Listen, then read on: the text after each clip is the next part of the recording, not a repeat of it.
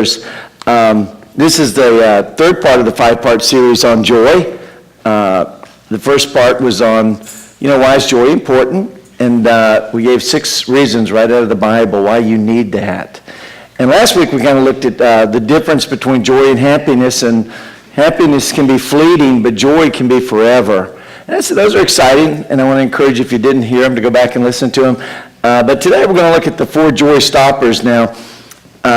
In the next couple weeks, we're going to be looking at the last 2 parts, how to keep your joy. And there's going to give you 8 signs that know you got it. But you're going to have all 8 of them, so it's kind of cool. It might help you focus if there's one or two that's out. And then we're going to end with overflowing joy. But next week, we're going to have a special Valentine message. Is that okay? Because next week's going to be Valentine.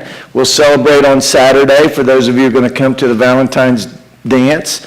If you're single, you can still come. We're going to have a fun time. They do line dances. Things get we get a little full of joy in there, do some dancing and activities. And as Pastor Toby once said, one thing about Sanctuary, we know how to have fun. We know how to have fun. So I guess it's good that we're speaking on joy. But today, right after that, in Unclogging the Joy Stoppers, this kind of, came upon me. But if you've been a Christian for any amount of time, you've heard of the fruit of the Spirit. I always think it should be what the fruit of the Spirit is. And, fruit of the Spirit is singular. And I just think a colon's missing, because I really think the driving force in all the fruits of the Spirit is love. The fruit of the Spirit, and if it was me and I was writing back in this time, I'm not that good on English, but I'm pretty good. I'm pretty good. But I would probably but the fruit of the Spirit is love. And then I would have put a colon. Because, otherwise, we're getting into like 6 or 7 things, and it should have said the fruits. But I've always centered on love. I think we could miss everything if we miss love. So I hope that's where we're at as a church. This morning, that was one of the prayers, that we'd be a church that shows love. So anyways, if you've been a Christian very long, you've heard about the fruit of the Spirit. And I'm just going to give it to you. It's in Galatians 5:22 and 23, just a part of it. But the fruit of the Spirit is love. Joy, peace, patience, kindness, goodness, faithfulness, gentleness, and self-control. Now, I don't know about you, but I fail on these from time to time. But I'm probably the only one, right? Everybody's practicing self-control. Everybody's been patient. Everybody's been gentle. Everybody's been kind. But as for me, I fail from time to time. And I go back to my list. I just thank God that He loves me. It says, I still love you, son. It's okay, you slip, but, stay on the game. And now the very first fruit of love is joy. Okay, it's the very first one that's mentioned. So I kind of enjoyed that. Now, most Christians know that, but I think what they don't know is Galatians 4. And, I'm saying there's a lot of scriptures we don't know, okay? But there's a setup for this. It's like a spike in a volleyball game. If you set it up, the spike can really change the course of the game. So Paul did a setup in chapter 4, and he said something that I think is very powerful and very piercing to this scripture. And what he said in chapter 4 was this.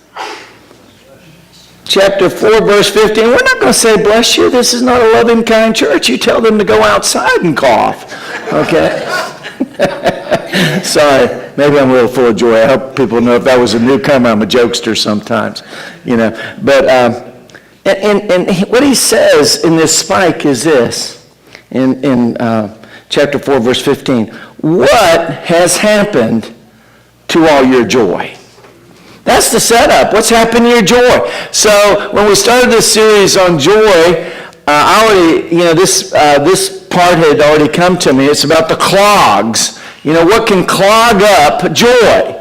And this is the spike. What's happened to your joy? And that implies you had joy. Is that okay? Now, so what I want to look at this morning, and I had a lot more, but I had to narrow it down to 4. And to narrow it down to 4 joy stoppers. But I had a question that came to me. How have Christians lost their joy? What makes them unjoyful? And I was talking with my wife, and it just came to me. Through her, she kind of spoke to me.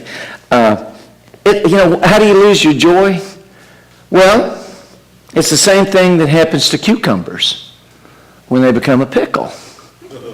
Now God, Jesus uses a lot of plant stories, so go study the Bible. There's mustard seeds. There's all kind of stories where Jesus uses examples of plants and things. So I think I'm on okay ground. So how do you change a cucumber into a pickle? Well, you take the cucumber and stick it in what? I asked my wife this very difficult question. She said, well, you put it in pickle juice, honey. Okay. Oh, you didn't give me that? I didn't? I thought you did. Okay. But when you put a cucumber in the pickle juice, I know a little bit about canning, but I'm getting into dangerous area here now. You seal it. You seal it when you put it in there. So it's kind of like you're stopping it up and keeping it in there. So what are you doing? It's all clogged in there. So how do you make a Christian who should be full of joy? We should be the happiest people on earth. We got the good news.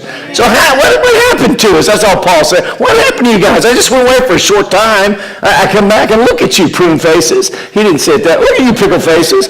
If he'd said that, who knows? But that's the same thing that happens with us. We get pickled. And now, I kind of thought about this for a little bit. If you've ever had pickles, and I'm kind of a connoisseur on pickles. There's pickles in hot stuff. There's hot pickles. I really look for when they release the hot pickles. I love that. If I can't get them, I like the kosher pickles.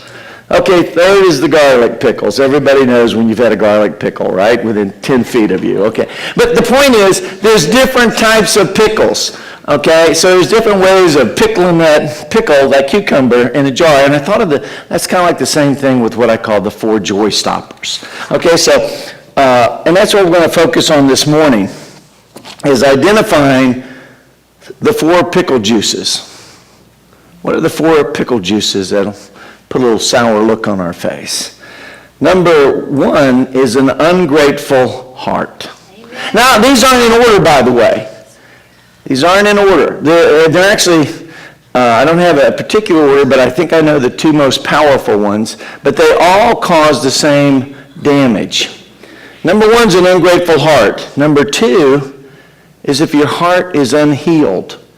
If you've got wounds in your heart, it's going to stop your joy just as quickly as being ungrateful will. Number 3 is an unwilling heart.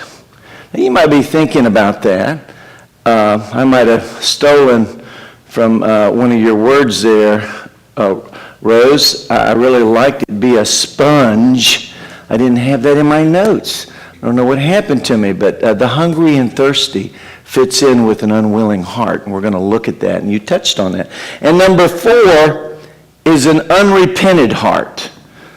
Okay, that to me is the most powerful one, and I've saved it for last, and actually somebody had a vision, so just hold on, because I think it's where, if you've got these things, and we've all had some of these to some measure, we need to get a hold of it.